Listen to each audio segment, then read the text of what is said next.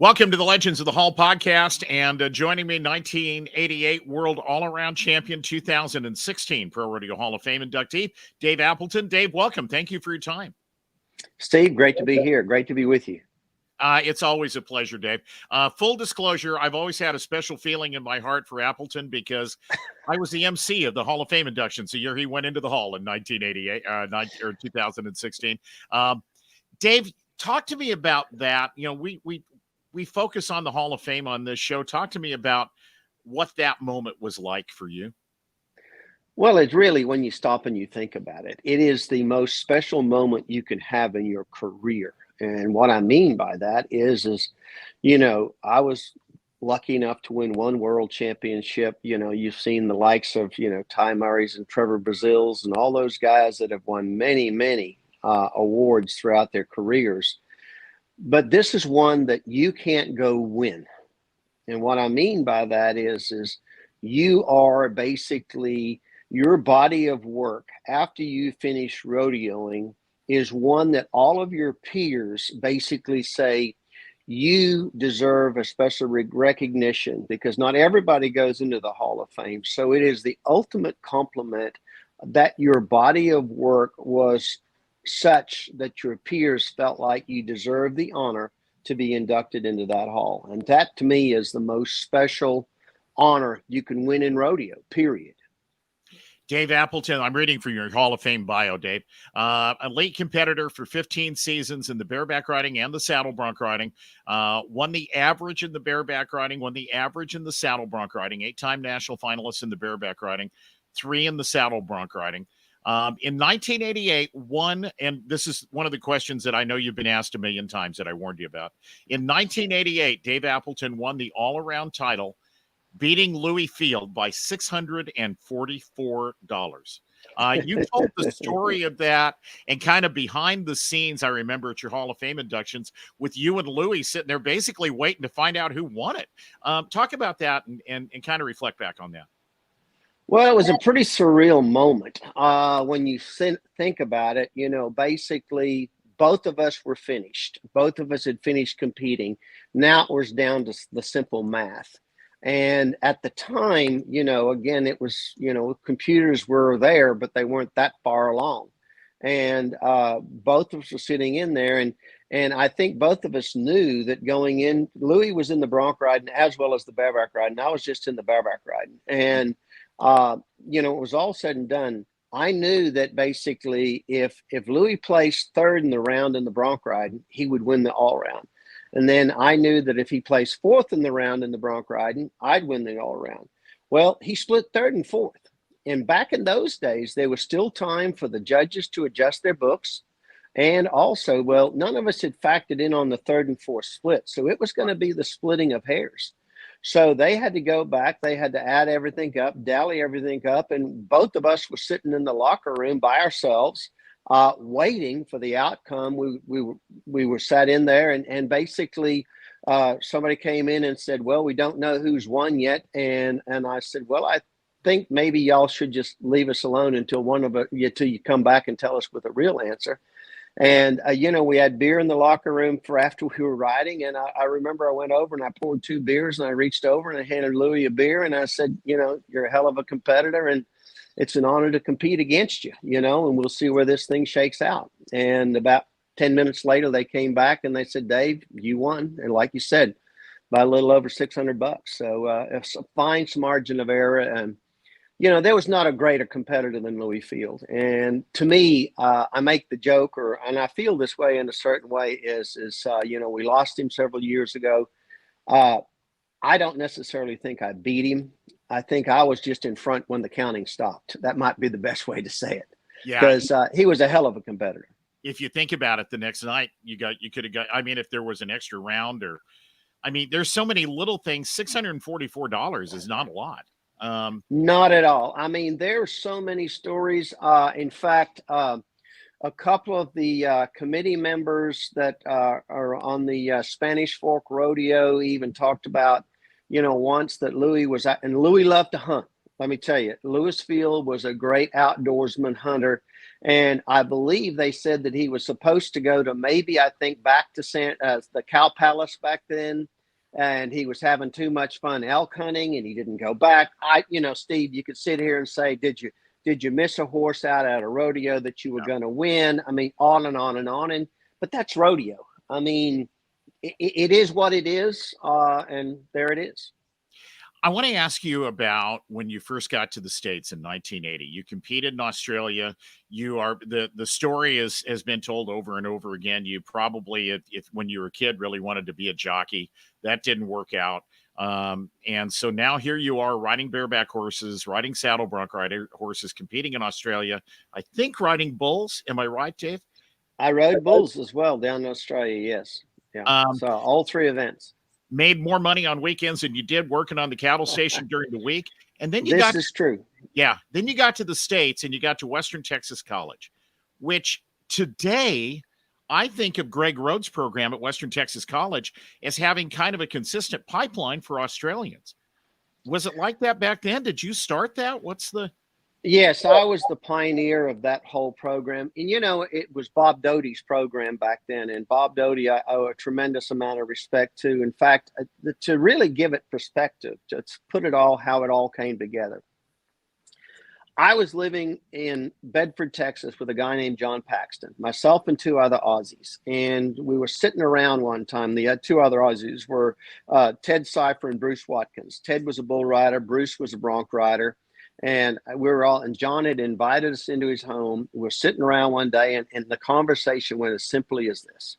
You ever thought about going to college? And all three of us said no. And John goes, well, you can college rodeo and there's lots of girls. And I said, well, sounds like this is really getting interesting. and really, truly, it was as simple as that. And I was the youngest. At the time, I came over here when I was 20.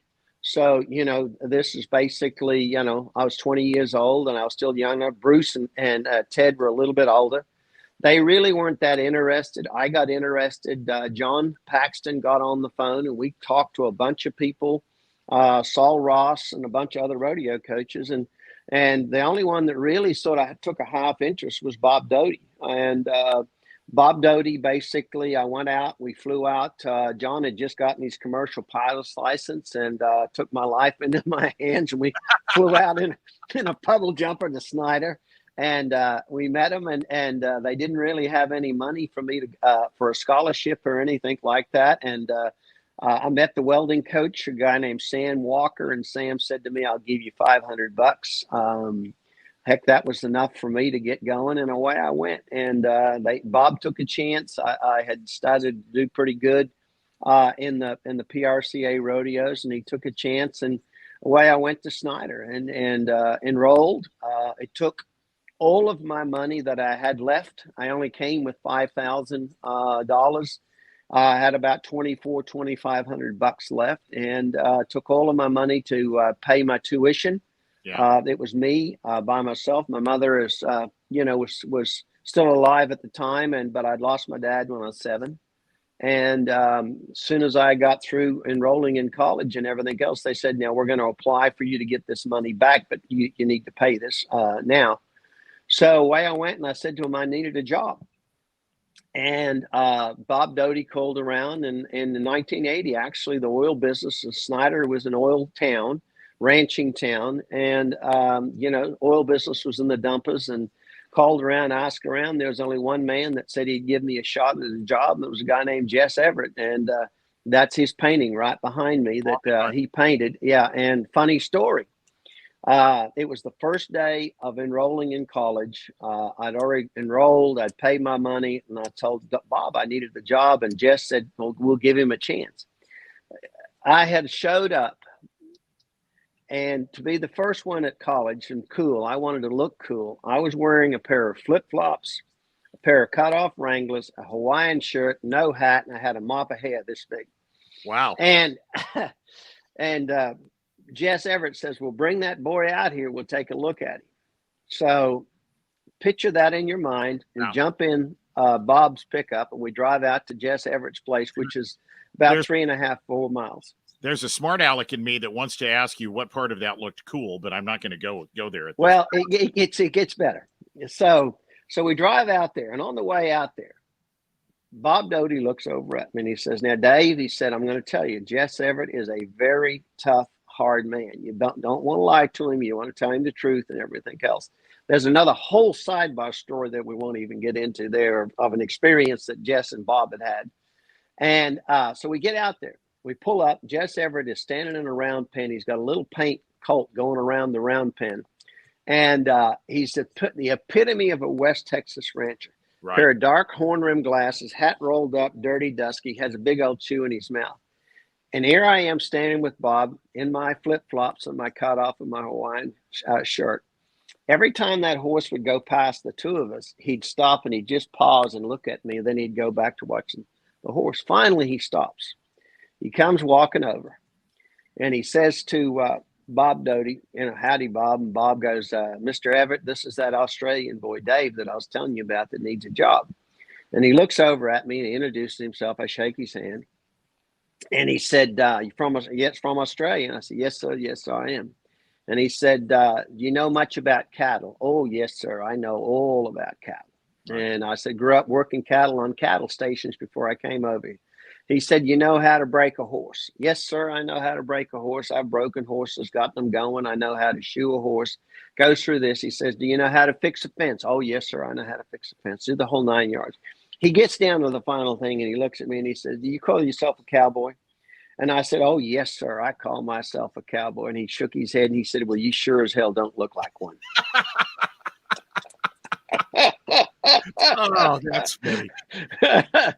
I went to work for that man. He and his wife took me in. I'd go to welding classes from 7:30 until noon. I worked for Jess. Jess took me in. He and his wife were like family to me. He was a painter. We lost him the 9 years in April of this year ago. Jean's still alive. She's 95 years old, and they were a special part. But that's off the topic. But yes, Bob Doty, I was the pioneer of the Aussies to go to Snyder. Tony Heckscher came after me. There was a whole litany of them. And then when Bob left and went to Tarleton, Greg came in as the rodeo coach. There's been a pipeline of great ones come along since. We've seen them left and right qualifying for the finals since. So I'm very honored to be the instigator, I guess, and I fell into it. I mean, Steve, damn near anything I've done in my life has been something that just I've fallen into. I can't sit here and say to you, as you said at the top, if God hadn't let me be small, I'd have been a jockey. Right. Here I am in the United States. I've been here since 1980. And mine's really nothing more than I have been on walkabout with God, and here's where He's led me. You told me maybe even the day of the Hall of Fame inductions, I forget, or maybe we've had this conversation a couple of times, Dave. You've told me a lot of times that, it just sort of always seemed like when there was something that you needed to be able to take the next step, that thing landed in your life. The story you just told, for example, there was always, when there was a problem, you were always able to find a solution. Somebody was there to help you find the solution. I think I'm right in saying that, aren't I? Oh, 100%. 100%. And I think that's the greatest thing about rodeo. And really, when you look at it in life, for example, like you talked about, after I got out of school at Snyder, the first year in '82, I was trying to make the finals. And, I had Cody Lambert and I had rodeoed together in college. Cody went to Saul Ross. I entered us, and Cody made the finals going to 1921 rodeos that year, made the finals in the bronc ride. And then he started rodeoing with Hooter Brown the next year. I was kind of by myself, and I ended up midway through the year, I was just outside the top 15. I ended up living down in Stephenville, and by chance, got to know TJ Walter very well. It was TJ, Jack, Chick Helms. There was a whole group of people that rodeoed out of there. And honestly, TJ and I didn't know each other that well, but we befriended each other. We started living together. And basically, TJ said, "Let me show you how to make the finals, Dave." He said, "I'm on the back end of my career. I'm not interested in trying to make the finals, but I can show you how to get there." And that was huge. I mean, I'm a 21-year-old, just a dumb kid, 22 years old, trying to make the finals. You don't know how to go, and you're not really sure how to do it. And it took that experienced person to show me the way. And I can go on and on and on throughout my entire life. And I put it back to this, Steve. God always seems to put people in your life at the right time. And if you read the Bible, and I'm not the world's greatest about reading the Bible, but it all happens when it's supposed to happen. And for whatever reason, there are paths that aren't clear. There are paths that have darkness. There are paths that have challenges, but God always puts those paths in front of you. And if you believe and you follow, it'll happen. Dave, I found I was doing some homework for this, and I found an article that was written in 2007 by a publication called The Age. I think it's an Australian publication. It is. Yes.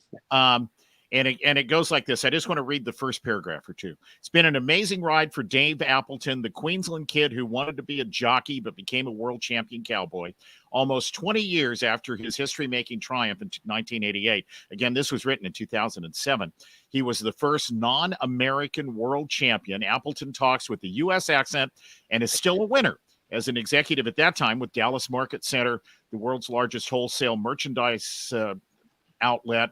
For the past 10 years, he's also been the face of Lone Star Park, a racing complex. Appleton has lived the American dream. He's acted in Dallas, launched a line of Western clothing, and married a former Miss Texas contestant with whom he is bringing up a daughter.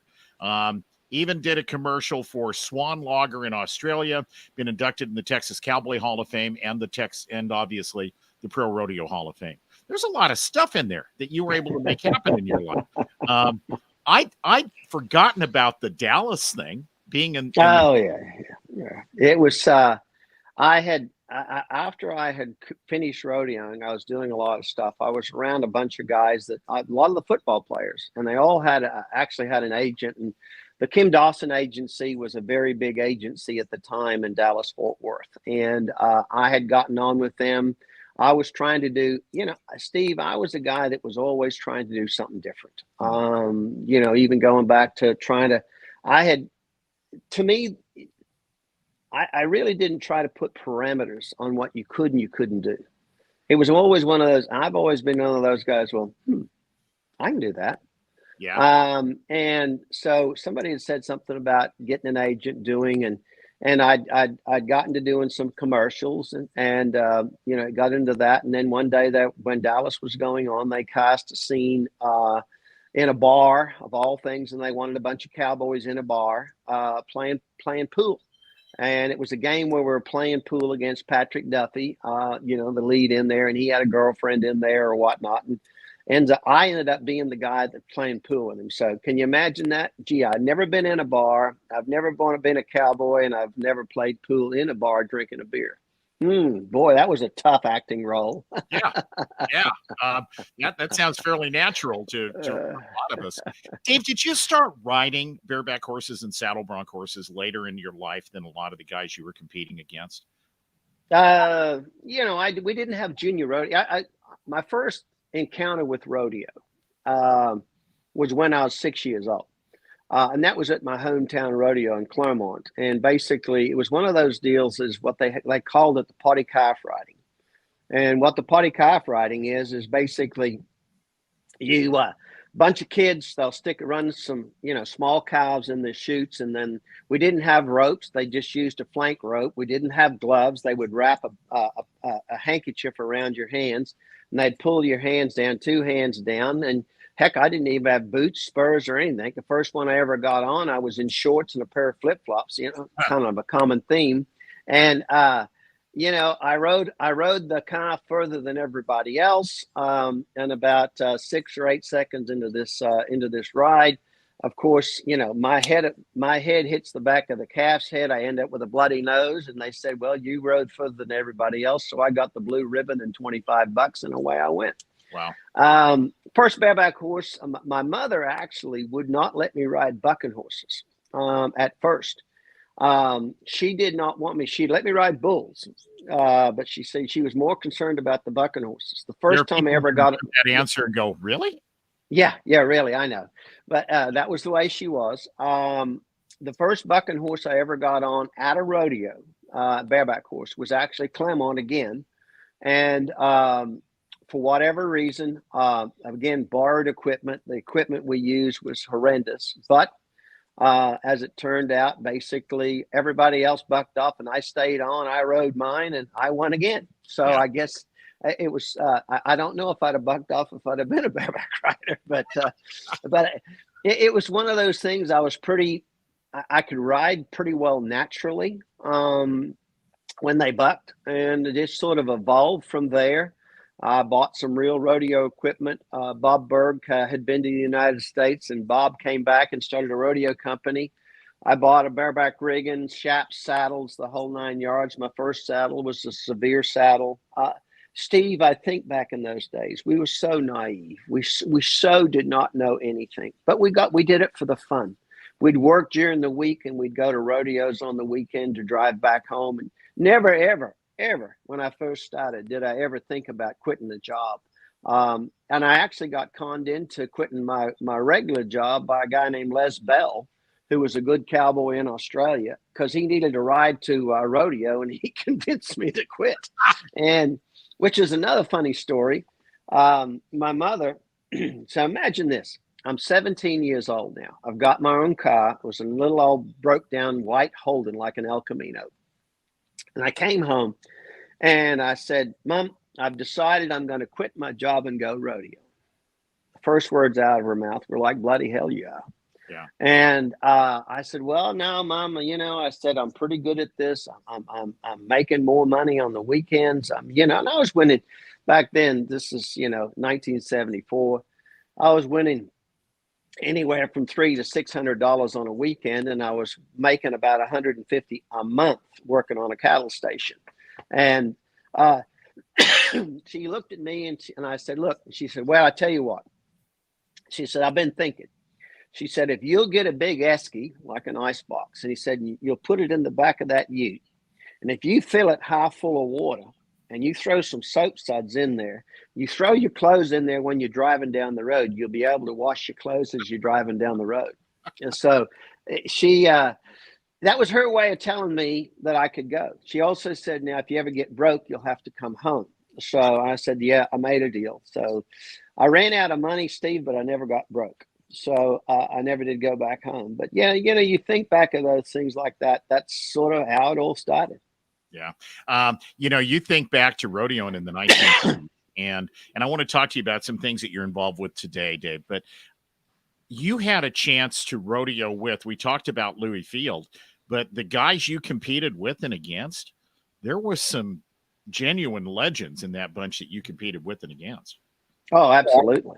I mean, well, Brad Jamunson, he won 4 world champions. Clint Johnson, he won a few world championships. Yeah. Traveling partner Bud Monroe, he won multiple world championships. Marvin Garrett won multiple championships. Wayne Herman won multiple championships. Louis Field won multiple all-around championships.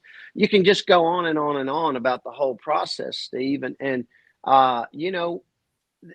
here's the thing. I think every group in every era always had that many great cowboys. But here's the best thing I think about it. I loved the fact that I got to compete against the level of those guys, because it was very, very simple. If you were going to beat them, you had to excel at what you did. And there's not a greater inspiration than to be able to walk around with guys that are that talented, and you know that you've got to do everything it is to be able to beat them. And they only make you better. And I couldn't be thankful enough for that. Somewhere in there, you were competing with a fellow named Butch Knowles, who won the average at the NFR in 1984. I did, yeah. You got to be the MC of the Hall of Fame this year and put him in the Hall of Fame. Yeah, that was, there was that's a weird thing. I mean, I remember when Kent came up and asked me if I was interested in MCing the Hall of Fame, I laughed and I said to him, I said, well, gee, Kent, I said, I think there's probably 6,000 rodeo announcers that would love to do that. It's such an honor. It really is, and just like you talked at the top, I forever will remember you being the MC the year I got inducted into the Hall of Fame because it's that special a moment. And it is such an honor. And I think I speak for you as well. When you get to do MC an event that's really the pinnacle event of rodeo, it's so cool. So yeah, so when Kent said no, he said you've done a lot of announcing. He said, he said we like what you do and we'd love to do it. And what an honor, tickled, just beyond belief, truly, to not only have been inducted, but then to stand up there and to be able to do the event. And it was funny, everybody that got inducted, and I was, this is a weird one in a weird way. And I was telling the guys, and some of them were talking to me, and I said to them, let me tell you something. I said, whatever you do when you get up there, try to have 2 or 3 notes. Because I said, when you stand on that stage and you are being inducted and you are giving that speech, I said, it's going to hit you that, oh my God, this is the most special moment that my rodeo life can have. And I said, when you have that moment, I said, you're going to get lost. And I said, just have a note that you can go back to, that you can pick it up. Because I said, if you don't, you will lose it. You'll ramble and you'll look back at yourself and say, God, I was such an idiot. And it was so fun. Of all the people, everyone talked to, everybody after it was come back and said, oh gosh, thank God you told me that, because it means that much. And when you're standing there and it hits you, holy crap, I'm being inducted into the Hall of Fame. It just, that alone to me is, and what an honor for me to be able to host it. Dave, I've announced rodeos in front of crowds with 8, 9, 10,000 people in them. You know when the most scared I've ever been in my life in front of a microphone was? In front of, I don't know, 500, 600 people, whatever the crowd was, at the Hall of Fame inductions in 2016. It was really an amazing moment. So, and I know your phone's blowing up and you got to get to work, but let me ask you. No, you're good. You're good. We're good. We're good. Tell me if I'm missing an Australian in here someplace. Dave Appleton, Glenn O'Neill, now Kai Hamilton, world champions in the PRCA. Yeah. How was it? Kind of fun to have a chance to sit there and watch what Kai did this year? Oh, absolutely. Hey, it was fun because it was 2 Aussies there this year. Of course, Kai rode like Superman. Right. I mean, for what Kai went through this year and what he did, I thought this past year's NFR was probably as good as you could ever have. And I say that in the sense of this. You have the story of rodeo, Stetson Wright, get injured, go out. So, and Stetson's one of these kids that he's so dang good that everyone's going to stay and watch to see just what he might do. So you have rodeo's biggest star go out early in the rodeo.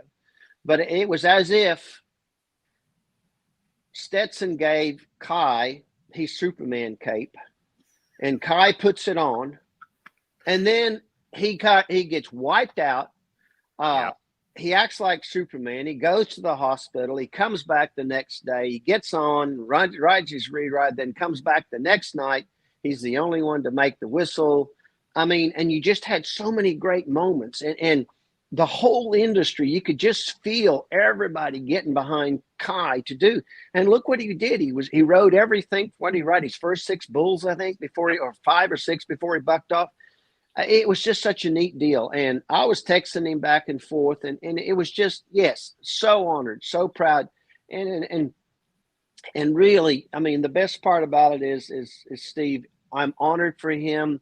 And I would hope that there are many young Aussies, and not just Aussies, kids from anywhere in the world. If you really desire to have a go and give yourself a chance, this is the greatest place in the world to do it. Because like we talked about, look at how many people have helped me. Look at how many people have helped, Kai. Cody Lambert, strangely enough, Cody Lambert, that he and I rodeoed together. Cody has been, to this day, one of the greatest teaching points for all of these kids that have come along. Everyone. I mean, Kai Hamilton is the one. Kai's parents reached out to Cody. Cody took Kai in and got him started. there's so much behind it, that there's so many people that will help these kids if you will stay committed. And that's the key. It's easier, I would imagine, for an Australian to come to the States because you don't have the language barrier. I've always really admired people who have the courage to pick up their life, move to someplace else. I always think of the Brazilian bull riders. I know the PBR does a really good job of kind of helping those guys transition and learn English if they need to and those kinds of things. But that all by itself, and I don't care if it's 1979, 1980, or 2024, that transition's got to take it's got to be scary to do that. Well, I think the best part about it is where youth and ignorance comes into play. I mean, seriously. I mean, you're young. You're chasing a dream. The dang bull, if you're a bull rider coming from Brazil, he has no clue whether you speak Ethiopian, Russian, or whatever. If you can do the job, you can do the job. The rest will take care of it themselves. And, look, the pioneer for the Brazilians was Adriano Morai. And Adriano came over here. And I remember, Steve, giving Adriano a ride home from the San Antonio Stock Show and Rodeo. Right. He and his wife had gotten here. They were broke. He was chasing a dream. He didn't hardly speak any English at all. Hell, I had to bring him home. I was trying to imagine this, an Australian trying to guide a Brazilian around America. How screwed up can this be? But how great can this be? I mean, I bought him his first Whataburger in San Marcos, Texas. Wow. I mean, but that's what you did. Yeah. No one cared. If you were legit, nobody cared. And he paved the way. And oh my God, did he pave the way? I mean, look at him. But it's life changing, and that's why you see him ride so hard. Some of these kids in Brazil, we don't know what poverty is compared to what they did. And I'm even talking about from the likes from Australia. These kids come because they're hungry, and this can change their life. And look at how many it has. Adriano and I did a performance of the Professional Bull Riders World Finals together. He came up and helped me on Rural Radio when I was still with Rural Media Group one year. And this was a few years ago now. And I asked him about that. And he said there are 5,000 bull riders that you have never heard of in Brazil, that if they could just figure out a way to get out of their difficult living situations, they could come to the States and they could be great. He Absolutely. said it's like you said, they live in some difficult circumstances, and Adriano's been a leader in helping to transition those guys who come to the States from Brazil and being able to adapt to America. And God bless him for that, in addition to being one of the greatest of all time. Absolutely. And I think, but he's also handed it down. I mean, I don't know that many of all of the Brazilian kids that well, but I do think now that there's such a foundation of them here that I do think they all give back. And that's the same as what, like the Tony Hexes of the world that came along behind after me. I mean, you want to help these young kids that come along. And I tell people all the time, I'm here to help you if I can, and that's what you need to. Rodeo is, I didn't get where I was because I did it by myself. I got to where I am. Yeah, I had to give it all myself, but I was given so much support around me. And I think nobody has achieved success without the help of somebody. And that's one of the key things that you got to do, is always give back, no matter to who. Last question, Dave. You still love horse racing today? Oh, yeah. Yeah. Horse racing was my first love. There was something that the romance of the thoroughbred, the racehorse, was always and has always been a passion. There's it just, I grew up as a kid around it. It was, for whatever reason, I was drawn to it. It was my first love. My early dreams in life were thinking about being a jockey, riding a race. I got to ride a couple of races in a small bush track with, no real great success. But yeah, my first pony was a pony called Mozzie at 7 years old. I'd ride him out to the racetrack, and they'd have the starting gates, the barrier stalls set up at the half-mile pole for people to breeze horses from, and we'd ride up into those starting gates, and I'd hawk the stirrups up of my saddle, and we'd bust out of the gates, and we'd run about 100 yards, and poor Mozzie had run out of gas. I'd have to give him a blow, and then we'd trot to the top of the lane, and we'd ride hard down the lane. And that was it. And been lucky enough, but it all goes back to the horse. I mean, when I stop and you reflect back on your life, what was something that made your life? And it's been the horse, whether it's horse racing, whether it's bucking horses, or whatever it is. I mean, there's nothing greater than a great racehorse or a great bucking horse. I mean, I think of the great Kingsway that carried me to victory. There was a horse that was born in the plains of far north Saskatchewan, Vern Franklin owned, wild. That horse never, ever was tamed. He just had to survive with us fools around him. But if his skin could have stretched, he would buck in 60 directions at the same time. Wow. Was there one that you always wanted to get on? I mean, was there one horse in your career? Was there one or two that, because you rode both Bears and Broncs, that if you had to hand pick one to win a world title and beat Louis Field by $644, that was the one you would pick? Or there were several great ones, obviously. There still are, but there were several great ones going at the time. Well, you talked about the moment of the one that you needed, and it was Kingsway, and that he was the one. He was the only one. I was actually the bareback riding director at the time, and when we set the pens for the 10th go-around, I remember now putting the pens together, and then you hand it over to the judges and everything else. And someone said to me, well, what would you like to pick out of the pen? Because, you had a little bit of everything. And I mean, Kingsway was the bucking horse of the year at the time. He was a special animal. He was not the smoothest. And to me, it was unequivocally to me that someone said, what do you want? And I said, there's only one horse that I need. I didn't want, I needed him. And I did want him bad. And I said, when it comes down for a chance to win something, you don't want to leave chance to it. Well, if I'd had a different animal.